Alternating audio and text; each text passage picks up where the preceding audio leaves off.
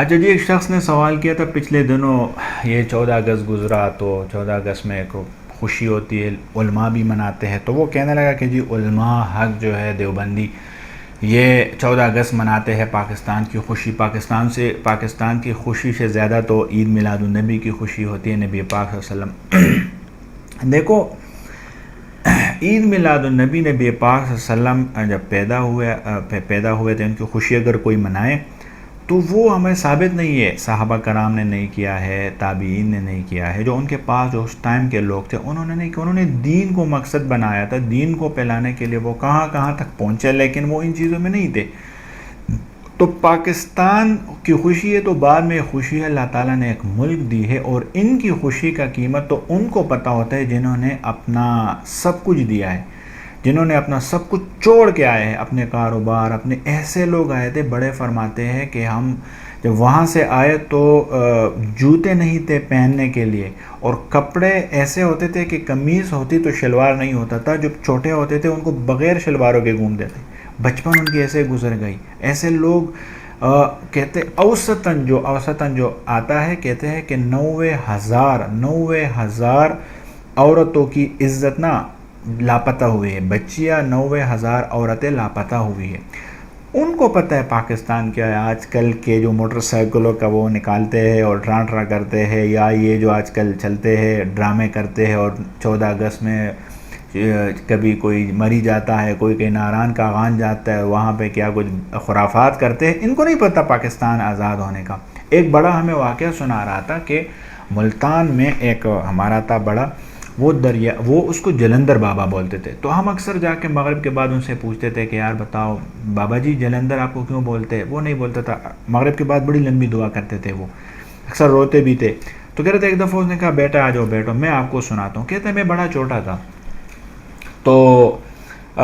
جب پاکستان آزاد ہوا، بعد میں مجھے پتہ چلا، اس ٹائم مجھے پتہ نہیں تھا، سکھ آئے ہمارے گھر، میری والدہ کو، میرے والد صاحب کو کاٹا، اور میری ایک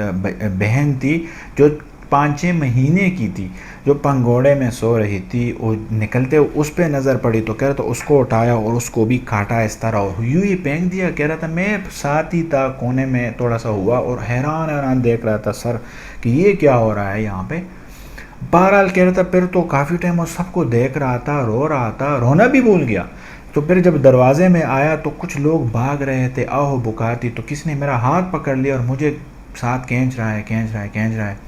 کہہ رہا تھا رات کو ہم دوڑتے تھے، اور دن کو نا وہ ہم اس ٹائم اگست کے مہینے میں وہ وہاں پہ نا چاول بوئے تھے۔ وہ کہہ رہا تھا میں امرتسر کا تھا، لیکن ویسے مجھے جلندر بولتے ہیں،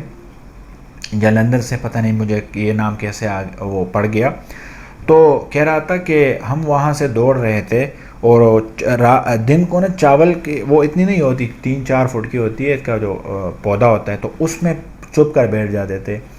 دن کو دوڑتے تھے، رات کو چھپ کر بیٹھ جاتے تھے،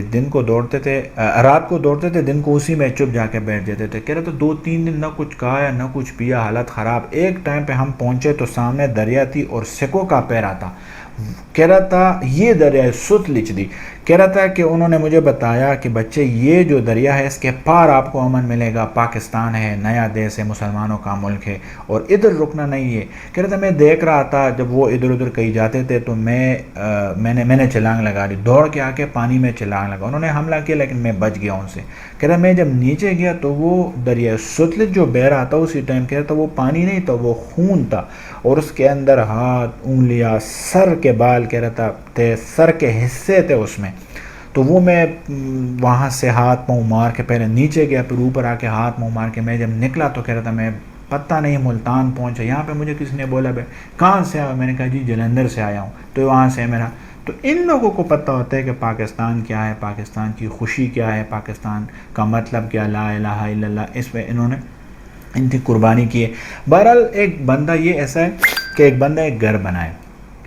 سال پورا ہو جائے، وہ کہتے ہیں کہ میں گھر کی خوشی میں دوسرا انہیں کہتے ہیں کہ تم گھر کی خوشی میں پروگرام کیوں کرتے ہو، یہ تو اسلام میں نہیں، اسلام میں اتنا سخت بھی نہیں ہے۔ ملک ملا ہے، ہم آزادی سے بیٹھے ہیں، آزادی سے ہم نماز پڑھتے ہیں، آزادی سے ہم قرآن کو پڑھتے ہیں، مدارس میں ہم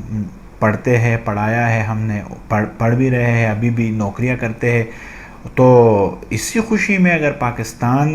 کی آزادی کا جشن 14 اگست کا اگر کوئی جا کے عید میلاد النبی کے ساتھ ملائے تو بالکل غلط ہے۔ عید میلاد النبی ایک علیحدہ مسئلہ ہے، وہ دینی مسئلہ ہے، یہ ایک ذاتی مسئلہ ہے، ذاتی مسئلہ ہے، خوشی ایک بندہ منائے، خرافات نہ کرے، فضول خرچی نہ کرے، تو اس میں کوئی وہ نہیں ہے۔